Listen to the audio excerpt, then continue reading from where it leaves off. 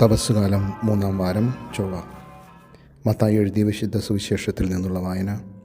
അധ്യായം 18, വാക്യങ്ങൾ 21 മുതൽ 35 വരെ. അക്കാലത്ത് പത്രോസ് യേശുവിൻ്റെ അടുക്കൽ വന്ന് അവനോട് ചോദിച്ചു, കർത്താവെ, എന്നോട് തെറ്റ് ചെയ്യുന്ന എൻ്റെ സഹോദരനോട് ഞാൻ എത്ര പ്രാവശ്യം ക്ഷമിക്കണം? 7 പ്രാവശ്യമോ? യേശു അരുൾ ചെയ്തു, 7 എന്നല്ല 70 പ്രാവശ്യം എന്ന് ഞാൻ നിന്നോട് പറയുന്നു. സ്വർഗരാജ്യം തൻ്റെ സേവകന്മാരുടെ കണക്ക് തീർക്കാൻ ആഗ്രഹിച്ച ഒരു രാജാവിന് സദൃശം.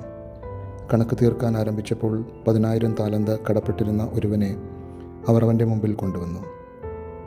അവനത് വീട്ടാൻ നിർവാഹമില്ലാതിരുന്നതുകൊണ്ട് അവനെയും ഭാര്യയെയും മക്കളെയും അവൻ്റെ സമസ്ത വസ്തുക്കളെയും വിറ്റ് കടം വീട്ടാൻ യജമാനൻ കൽപ്പിച്ചു. അപ്പോൾ സേവകൻ വീണ് നമസ്കരിച്ചുകൊണ്ട് പറഞ്ഞു, പ്രഭു, എന്നോട് ക്ഷമിക്കണമേ, ഞാനെല്ലാം തന്ന് വീട്ടിക്കൊള്ളാം. ആ സേവകൻ്റെ യജമാനൻ മനസ്സലിഞ്ഞ് അവനെ വിട്ടയക്കുകയും കടം ഇളച്ചു കൊടുക്കുകയും ചെയ്തു. അപ്പോൾ അവൻ പുറത്തിറങ്ങിയപ്പോൾ തനിക്ക് 100 ദിനാർ നൽകാനുണ്ടായിരുന്ന തൻ്റെ സഹസേവകരിൽ ഒരുവനെ കണ്ടുമുട്ടി. അവൻ്റെ കഴുത്ത് പിടിച്ച് ഞെരിച്ചുകൊണ്ട് അവൻ പറഞ്ഞു, എനിക്ക് തരാനുള്ളത് തന്നു തീർക്കുക.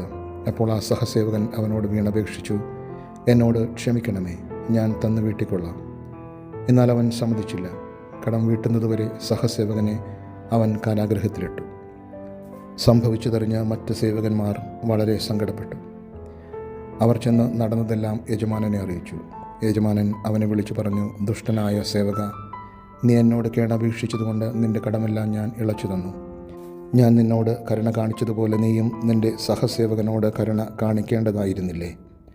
യജമാനൻ കോപിച്ച് കടം മുഴുവൻ വീട്ടുന്നതുവരെ അവനെ കാരാഗൃഹാധികൃതർക്ക് ഏൽപ്പിച്ചു കൊടുത്തു.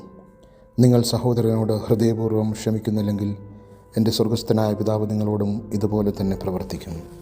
കർത്താവിൻ്റെ സുവിശേഷം. ക്ഷമയെന്ന അതിരുകളില്ലാത്ത ലോകത്തിലേക്ക് ക്ഷണിക്കുന്ന യേശുവിനെയാണ് ഇന്നത്തെ സുവിശേഷത്തിൽ നാം കാണുന്നത്. ക്ഷമയെന്നത് ഗണിതശാസ്ത്രപരമായ കണക്കുകൂട്ടലുകൾക്കപ്പുറമാണെന്ന് കർത്താവ് പഠിപ്പിക്കുന്നു. തിരുവഴുത്തുകളിൽ 7 പലപ്പോഴും പൂർണ്ണതയെ സൂചിപ്പിക്കുന്നു.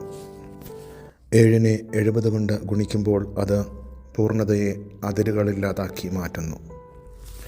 7നെ 70 കൊണ്ട് ഗുണിക്കുമ്പോൾ ലഭിക്കുന്ന അനന്തമായ പൂർണ്ണത ഒരു വ്യക്തി തൻ്റെ ജീവിതത്തിലുടനീളം കാത്തു സൂക്ഷിക്കേണ്ട അതിരുകളില്ലാത്ത ക്ഷമയെയാണ് സൂചിപ്പിക്കുന്നത്.